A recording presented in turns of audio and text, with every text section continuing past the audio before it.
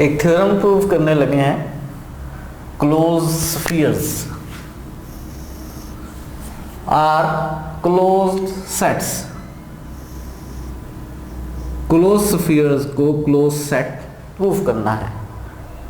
कहां से लेने हैं क्लोज स्फीयर्स? मैट्रिक स्पेस में से। मैट्रिक स्पेस के अंदर क्लोज स्फीयर्स को क्लोज सेट्स हमने प्रूव करना है। पहले याद कर लेते हैं क्लोज्ड स्फीयर्स क्या होते हैं। अगर आपके पास एक मैट्रिक स्पेस हो x नॉट, आप इसका कोई एलिमेंट लें, r कोई पॉजिटिव रियल नंबर लें, तो हम कहते हैं SR x नॉट एक क्लोज स्फीयर है जिसका सेंटर x नॉट और रेडियस r है। इस क्लोज स्फीयर में कौन से एलिमेंट्स होते हैं?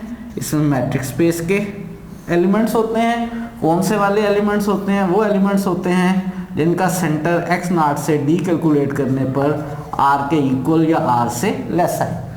ये तो डेफिनेशन है किसकी? क्लोज स्फीयर्स की।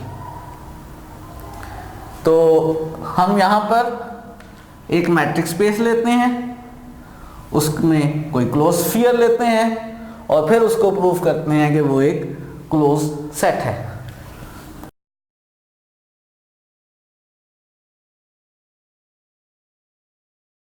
अगर मुझे इसमें क्लोज्ड स्फीयर्स बनाने हैं तो इसका एक पॉइंट लेना है जिसको सेंटर लेंगे और एक पॉजिटिव r लेना है जिसको रेडियस लेंगे। हमने एक मैट्रिक स्पेस का पॉइंट x नॉट ले लिया, एक पॉजिटिव रियल नंबर r ले लिया।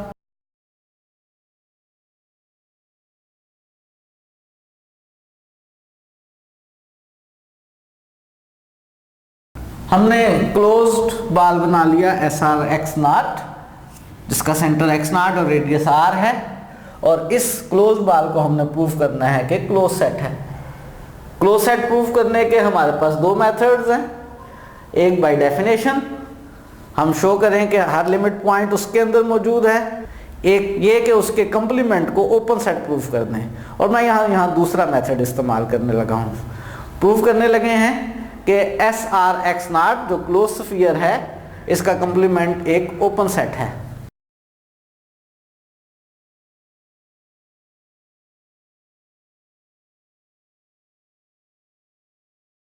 तो हमने शो ये करना है इस वक्त कि क्लोज स्फीयर का कंप्लीमेंट एक ओपन सेट है। अगर हमने ये शो कर दिया कि क्लोज स्फीयर का कंप्लीमेंट एक ओपन सेट है तो प्रूव हो जाएगा कि जो क्लोज स्फीयर है वो एक क्लोज सेट है।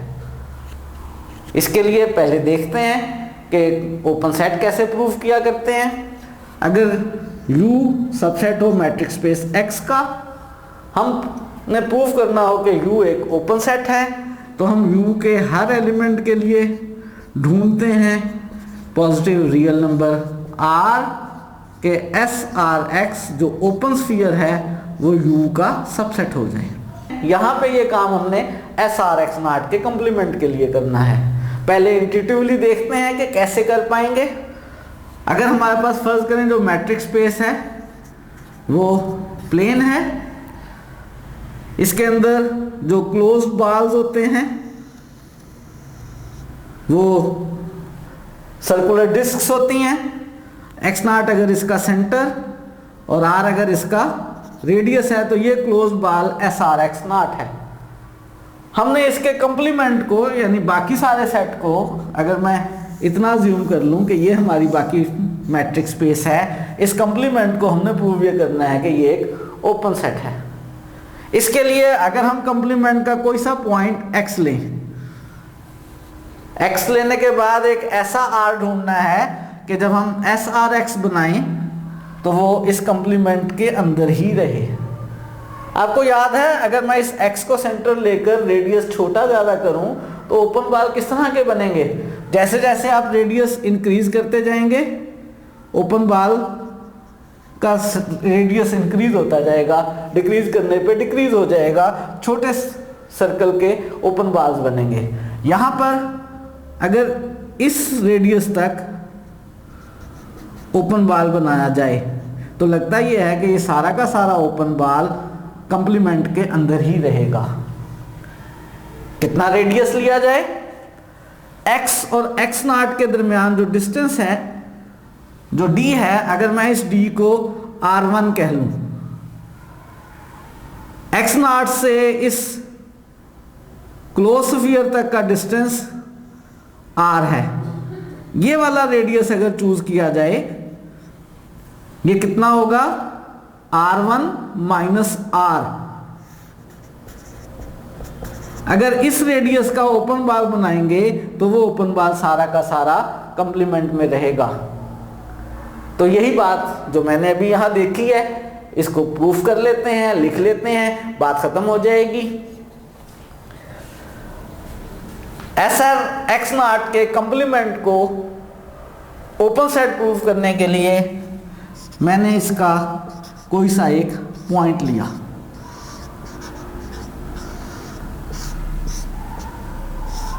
अगर ये पॉइंट कंप्लीमेंट में है तो ये क्लोज्ड बाल में नहीं है। क्लोज्ड बाल में नहीं है का क्या मतलब है? क्लोज बाल में होने का मतलब होता है कि सेंटर से डी लेने पर आर से लेस या इक्वल आएगा। ना होने का मतलब है कि इस एक्स का जब हम सेंटर से डी लेंगे तो वो आर से ना लेस आएगा ना इक्वल आएगा, बल्कि आर से ग्रेटर आ जाएगा।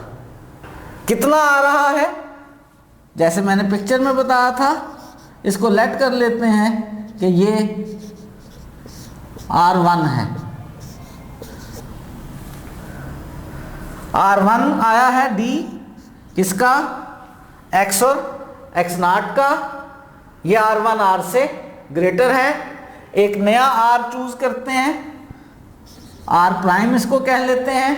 ये R1 माइनस R लेकर चूज करते हैं।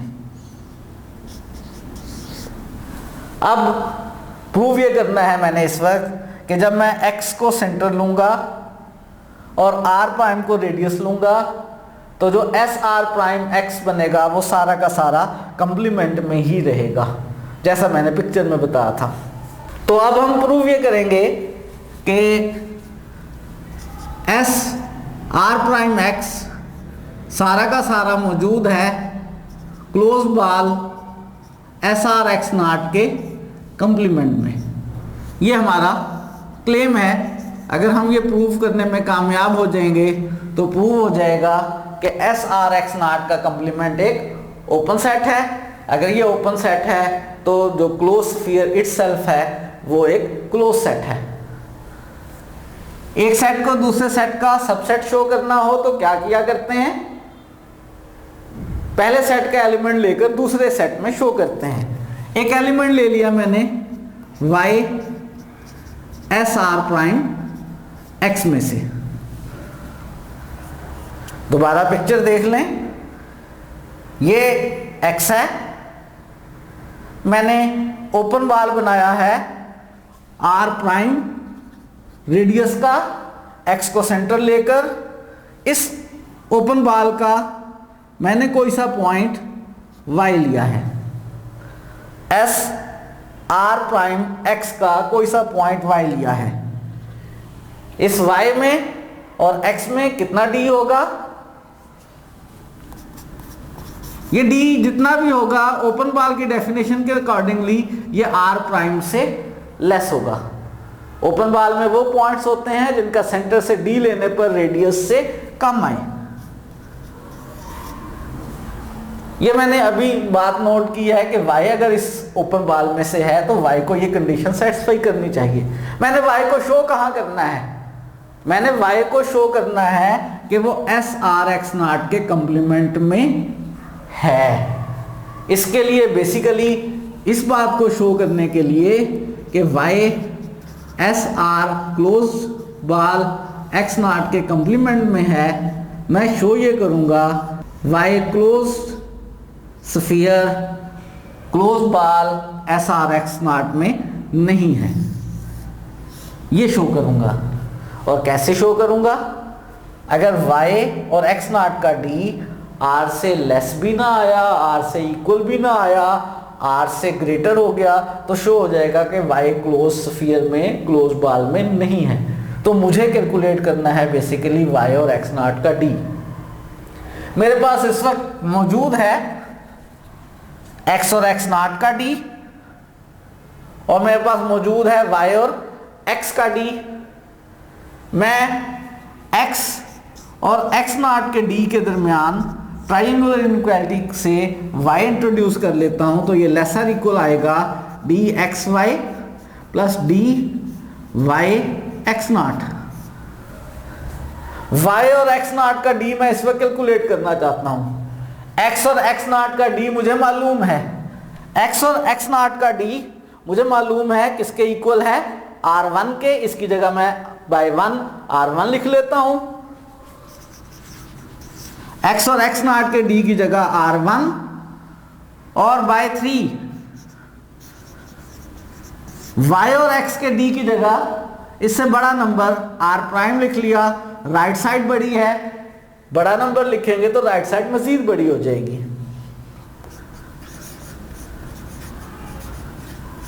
इस r प्राइम को लेफ्ट पर ले आए, dyx नॉट ग्रेटर हो गया r1 माइनस r प्राइम के। r1 माइनस r प्राइम किसके इक्वल है, बाय 2 देखें, r1 माइनस r प्राइम। अगर r को इधर ले जाएं और r प्राइम को इधर ले आए तो r1 माइनस r प्राइम किसके इक्वल बन जाता है, r के। तो r1 माइनस r प्राइम यहां से r के इक्वल आ जाता है bye 2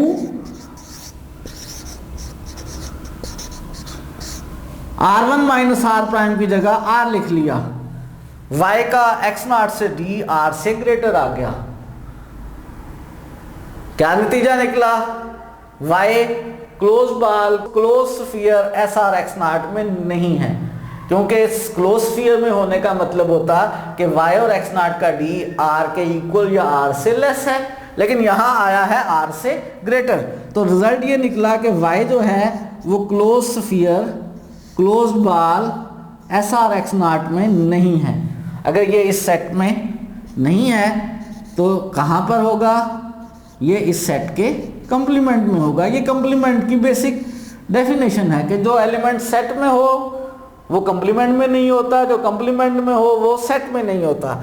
y S r x not के कंप्लीमेंट में है। y हमने एलिमेंट लिया था एस आर प्राइम एक्स का, इस y को हमने प्रूव कर दिया कि एस आर एक्स नॉट के कंप्लीमेंट में है। तो क्या नतीजा निकल आया, S R prime x subset है एस आर एक्स नॉट के कंप्लीमेंट का।